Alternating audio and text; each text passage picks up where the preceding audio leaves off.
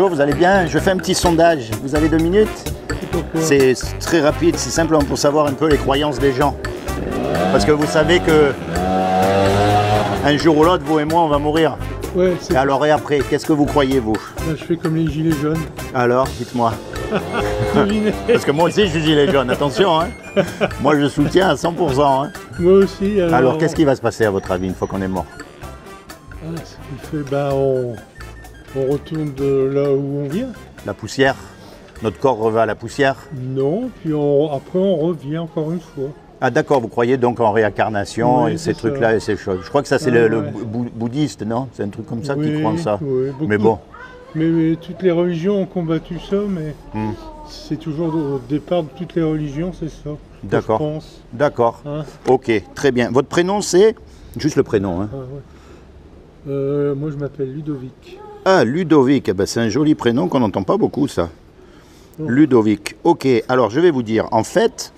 c'est quoi les petits trucs que vous donnez? Ah ben, je vais vous le donner après, justement c'est la récompense, vous allez voir.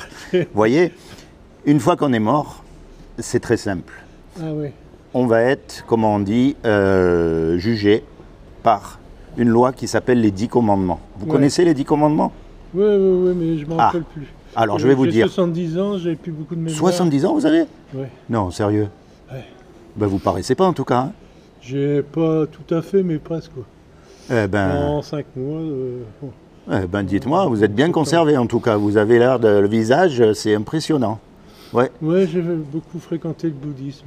Alors je vais vous dire, est-ce que vous avez déjà menti? Et attention, je ne vous juge pas parce que moi j'ai menti. Hein. Est-ce que vous avez déjà menti dans votre vie? 70 ans Oui, bien sûr. Ah, comment on appelle quelqu'un qui a menti?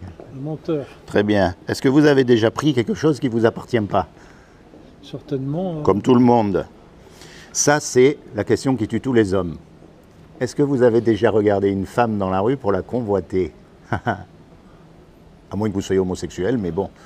Quoi qu'on m'a dit que les homosexuels aussi. Oui, comme tout le monde, mais c'est... Quand j'étais jeune, hein, maintenant c'est fini tout ça. Vous savez pourquoi elle est merveilleuse, cette loi morale? Parce que justement, elle ferme la bouche à tous les religieux qui essayent de se faire passer pour quelqu'un de mieux pour nous. En général, ils essayent de se mettre au-dessus de nous, voyez.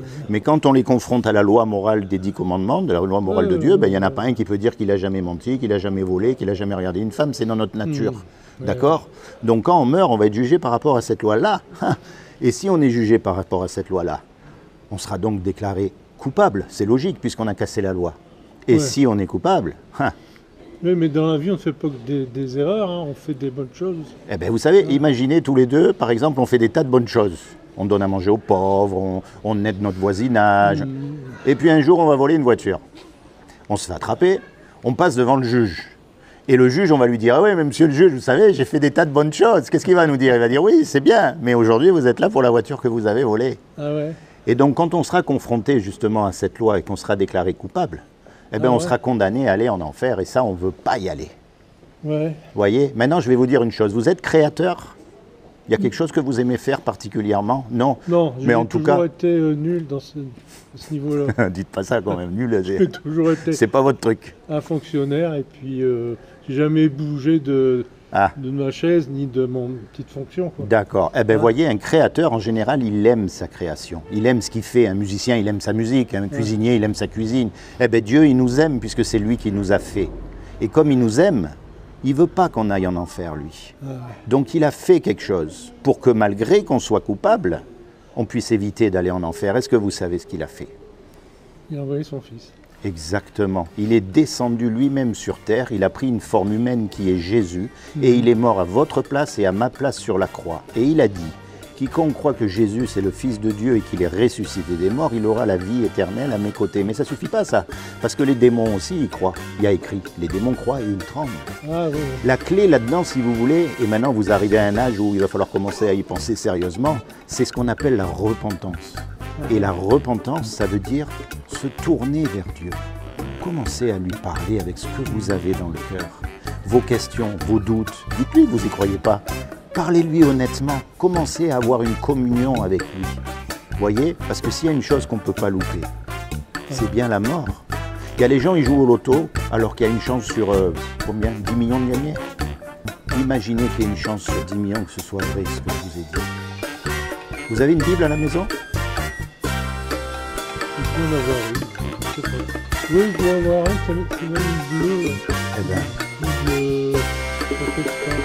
On m'a donné ça une fois. sortez-la, commencez à lire le livre de Jean. Commencez à vous intéresser à ces choses, parce que bon, même si vous êtes paressé, en bonne santé, 70 ans, on est plus près de la sortie que de l'entrée. Ben ouais, c'est pour ça. C'est peut-être pas un accident notre rencontre, voyez. Commencez à penser à ces choses, d'accord? Et en souvenir de moi, je vais vous laisser ça. C'est une petite invitation au repas des noces de l'agneau. Ça, vous le lirez dans le livre de l'Apocalypse. D'accord? Ok. Ludovic, je vous remercie de m'avoir écouté. Seigneur Jésus, je te demande vraiment que tu te révèles dans le cœur de Ludovic en tant que son sauveur et son Seigneur, afin qu'il expérimente la paix que tu donnes à ses enfants. S'il a besoin de guérison, Seigneur, tu le guéris là où il faut. Au nom de Jésus, Amen. Soyez bénis, d'accord? Et puis Au revoir, ressortez votre Bible. Au revoir Ludovic.